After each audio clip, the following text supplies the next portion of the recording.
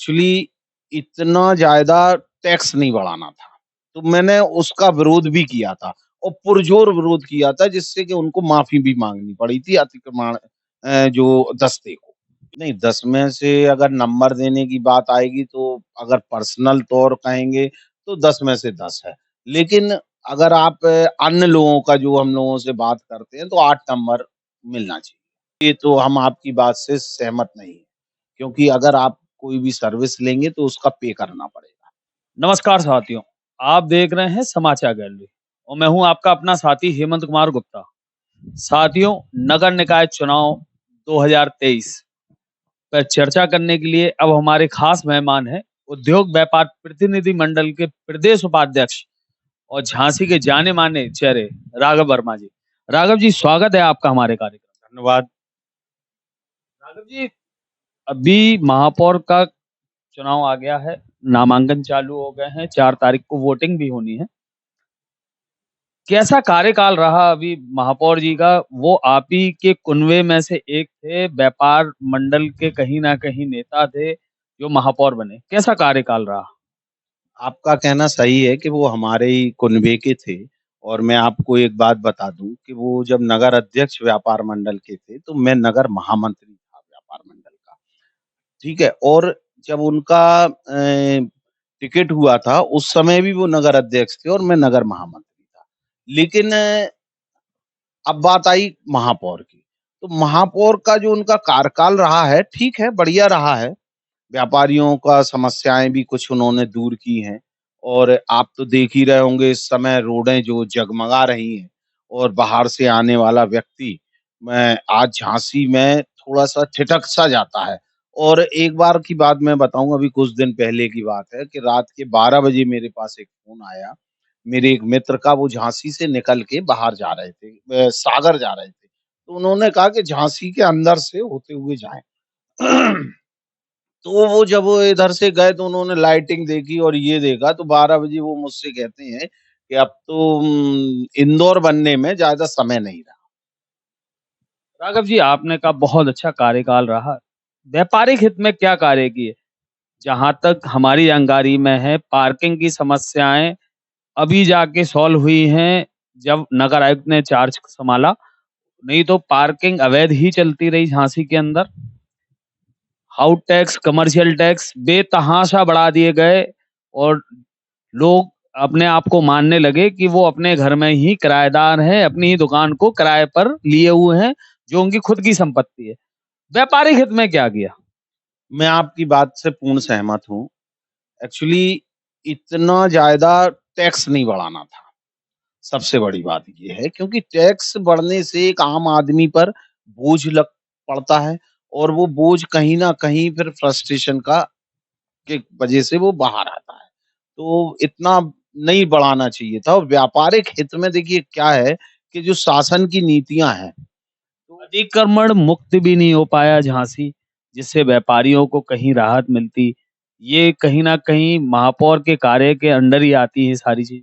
महापौर जी ने बहुत अच्छा काम किया था एक वो क्या नाम है एक फ़ोर्स बना के अतिक्रमणों को वाले को रोकने के लिए। तो बहुत जिसमें आप ही के एक व्यापारी साथी की पिटाई का वीडियो वायरल हुआ था बीकेडी चौराहे। उसका आप उसी का कह रहे हैं? जी, जी। तो मैंने उसका विरोध भी किया था और पुरज़ोर विरोध किया था जिससे कि उनको माफ़ी भी माँगनी पड़ी थी अतिक्रमण जो दस्ते को। बेलगाम दस्ता बनाया था। वो उस समय बेलगाम था लेकिन फिर उसके बाद ठीक-ठाक हो गया था और व्यापारियों की आम समस्याओं को ध्यान में रखते हुए फिर वो काम कर रहा है इस समय। आपको लगता है व्यापारिक हित में एक दस्ते को बना देना ही पर्याप्त था? नहीं, बिल्कुल नहीं था। उसके पीछे एक सोच भी होनी चाहिए थी, एक कार्य योजना भी होनी चाहिए थी, जो दिखाई नहीं दी, इसका अभाव लगा। मतलब आपकी नजर में अगर आप 10 में से कितने नंबर देंगे महापौर के कार्यकाल को? नहीं 10 में से अगर नंबर देने की बात आएगी तो अगर पर्सनल तौर कहेंगे तो 10 में से 10 है। लेकिन अगर आप अन्य लोगों का जो हम लोगों से बात करते हैं तो 8 नंबर मिलना चाहिए। चलिए, बात इतनी हो गई तो जब आप 10 में से 10 नंबर दे ही रहे हैं, हम भी जानना चाहेंगे महापौर जी के उल्लेखनीय 5 काम आप बता दें हमें। देखिए, महापौर जी कोई घर से कोई काम नहीं करते। कोई भी ये चुनाव कार्यकाल के मैं उल्लेख। मैं बता रहा हूँ ना, कोई भी चुना हुआ प्रतिनिधि अपने घर से नहीं करता है। वो जो शासन की आदेश आते हैं, उनको क्रियान्वयन करने के लिए ही बनाए जाते हैं महापौर, बनाए जाते हैं पार्षद, बनाए जाते हैं विधायक, बनाए जाते हैं सांसद। तो जो-जो आई हैं, अब सबसे पहली बात आप ये देख लीजिए कि झांसी में जो लाइटिंग इस समय सबसे अच्छी है। आप देखिए कि कितना अच्छा लगता है झांसी, शाम के समय निकलिए। दूसरा आप वो जनरल पार्क, वो क्या नाम नेता बाग की बात कर रहा नहीं, नहीं, मैं कर रहा हूँ वो जनरल रावत वाले पार्क। बिपिन रावत जी।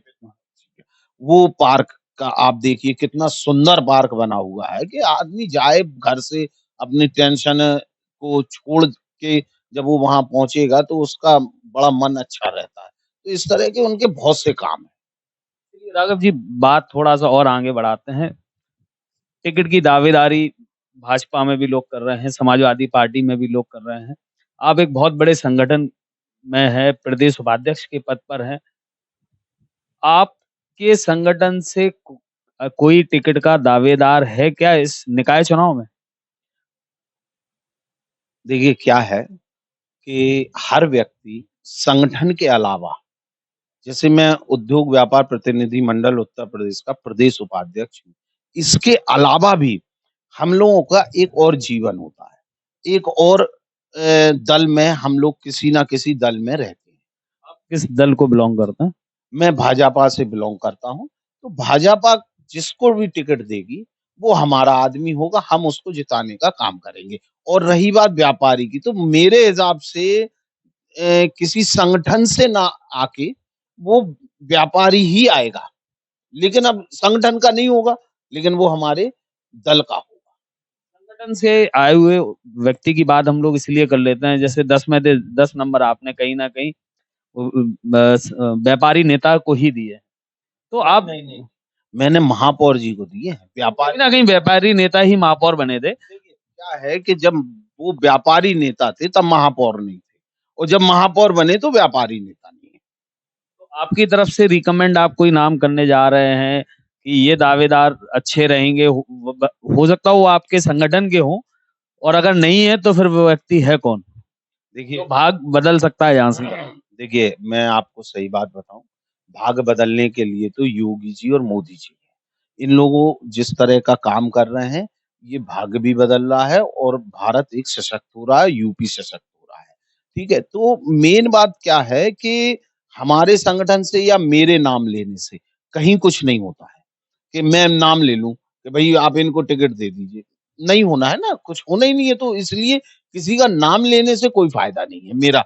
जो भाजपा जो मेरा दल है, वो अगर जिसको टिकट देगी, हम सब उसके संग लगेंगे।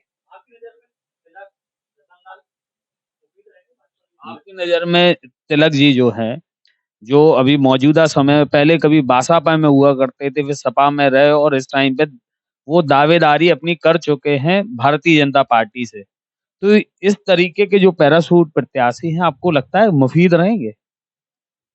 अगर लाल जी का भी हम साथ में नाम लें। अगर दिल की बात अगर पूछेंगे आप, तो मुफ़ीद तो नहीं है, किसी भी हालत में मुफ़ीद नहीं है।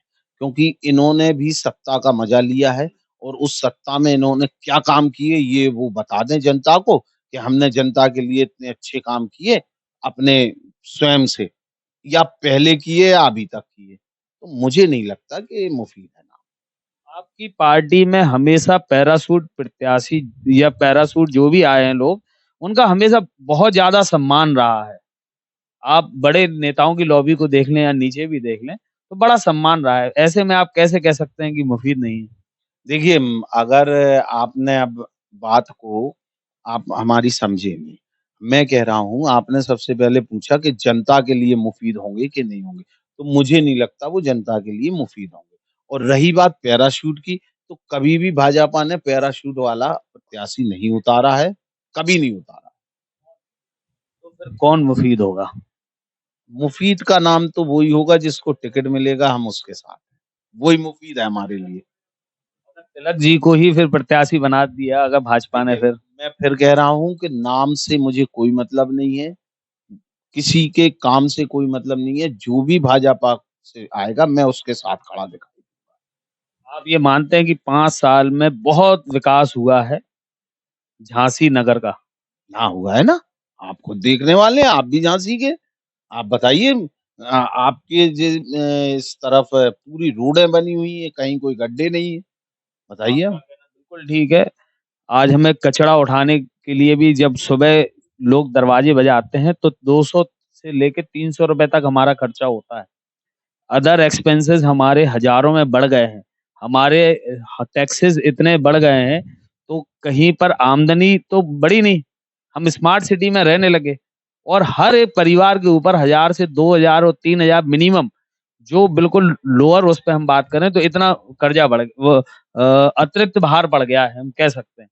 तो आप कैसे मानते हैं? अगर आप इसको तरक्की मानते हैं और लोग जिसको वहन नहीं कर पा रहे, उस चीज़ को आप तरक्की मानते हैं? देखिए, जब हम स्मार्ट सिटी का चाहेंगे, तो हमको कुछ ना कुछ खर्च करना पड़ता है। हम अगर एक फ़िल्म देखने गए, तो फ्री में तो नहीं दिखाई देगा ना, वो पैसा ही लगेगा और कहीं न कहीं जब हमको इतनी सुविधाएँ मिल रही हैं, तो वो पैसा देना पड़ेगा और स्मार्ट सिटी आज आपको लग रहा है, लेकिन आप 1 आध साल बाद देखेंगे कि आपको पता लगेगा कि हाँ, बहुत अच्छी स्मार्ट सिटी हुई और आपको जो पैसा लग रहा है, वो आपको दर्द नहीं होगा देने में। हर चीज़ चार्जेबल है। हम हाउस टैक्स देने के बाद भी घर का कूड़ा उठाने वालों के भी पैसे दे रहे हैं। कहाँ से न्याय संगत मानते हैं राघव जी आप इसको? ये तो हम आपकी बात से सहमत नहीं हैं, क्योंकि अगर आप कोई भी सर्विस लेंगे तो उसका पे करना पड़ेगा और पे करना ही चाहिए सबको। चलिए ये थे हमारे साथ राघव वर्मा जी, जो एक कद्दावर व्यापारी नेता हैं, प्रदेश उपाध्यक्ष हैं, उत्तर प्रदेश उद्योग प्रतिनिधि मंडल के। एक जाना-माना समाज सेवी चेहरा है ये और जिनकी अपनी एक अलग ही राय रही है कि निकाय चुनाव में आगामी महापौर कैसा होना चाहिए। इन्होंने 10 में से 10 नंबर मौजूदा निवर्तमान जो हमारे महापौर थे रामतीर्थ सिंगल जी, उनको दिए हैं और उनके कार्यकाल को ये सर्वश्रेष्ठ मानते हैं और ये मानते हैं कि उनसे बेहतर महापौर आज तक झांसी को नहीं मिला है।